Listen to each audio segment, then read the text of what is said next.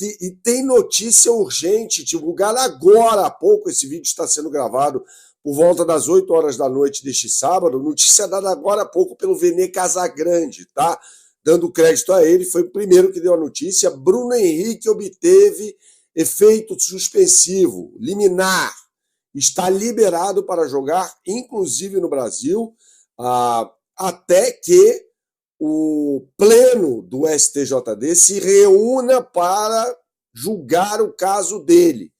Então isso vai demorar para acontecer. Isso significa que o Bruno Henrique está liberado para jogar. Essa é uma notícia ótima, muito importante, uma notícia urgente, e ele consegue esse efeito suspensivo e, como eu disse, né, vai poder disputar partidas do Campeonato Brasileiro de Futebol.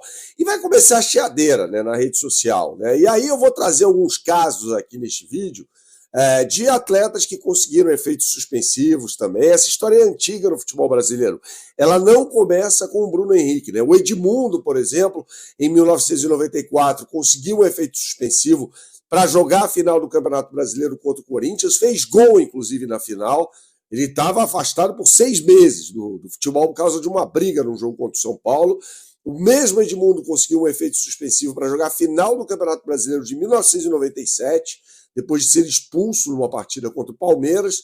Ele toma o cartão amarelo, estava fora do jogo, e aí o Eurico fala: se você for expulso, eu consigo resolver esse negócio. Ele foi expulso e acabou sendo liberado para jogar a final. Então, essa história de liminar, de efeito suspensivo no futebol brasileiro, é antiga pra caramba. Não caiam nessa de que o Flamengo está sendo beneficiado. Tal. Não, de forma nenhuma. É uma brecha que a lei dá. Você pode discutir até o que vale, o que consta do Código Penal da Justiça Desportiva do Brasil.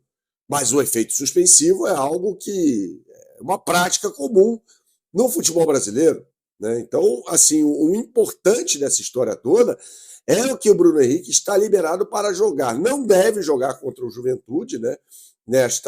Neste domingo, pelo Campeonato Brasileiro, mas estará, sem dúvida nenhuma, em campo contra o Estudiantes.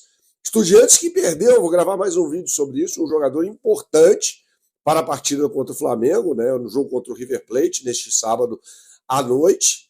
Mas o que acontece é a CBF agora não pode mais enviar um ofício à Conmebol solicitando que o Bruno Henrique seja suspenso também em nível continental, tá? Porque agora ele está liberado para jogar aqui no Brasil. Então não tem como a CBF mandar um ofício à Confederação Sul-Americana de Futebol falando assim: não coloca o Bruno Henrique para jogar não. Tem aqui uma punição provocada por isso no futebol brasileiro e tal. E aí é o seguinte, a Conmebol agora vai deixar rolar essa história, porque ela não pode, ela não tem a prerrogativa de suspender o jogador por uma decisão primária, né, do STJD. O que acontece agora? Quais são os próximos passos? Vai ser convocada uma reunião do pleno do STJD, um novo julgamento. Isso vai demorar, gente, isso vai demorar.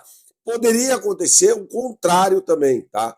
Se o Bruno Henrique fosse absolvido, a Procuradoria poderia entrar com um efeito suspensivo para a absolvição do Bruno Henrique, e aí ele seria julgado, esse pedido, né, seria julgado pelo pleno do STJD também. Então você tem aí várias nuances jurídicas, né? Existe brecha. O que eu estou querendo dizer para você é que isso é legal, isso consta da lei. Não é um absurdo, não. Tá? É uma decisão legal, baseada na justiça, e ninguém pode condenar ninguém, gente. Ninguém tem esse poder. É a justiça.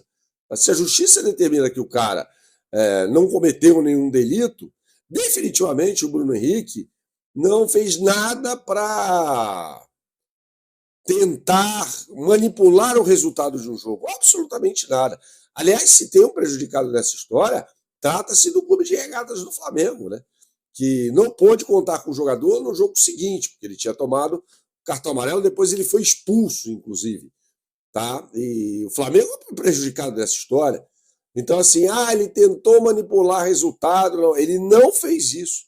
Ele definitivamente não fez isso, o que faz com que ele seja enquadrado em outro artigo do Código Penal de Justiça Desportiva.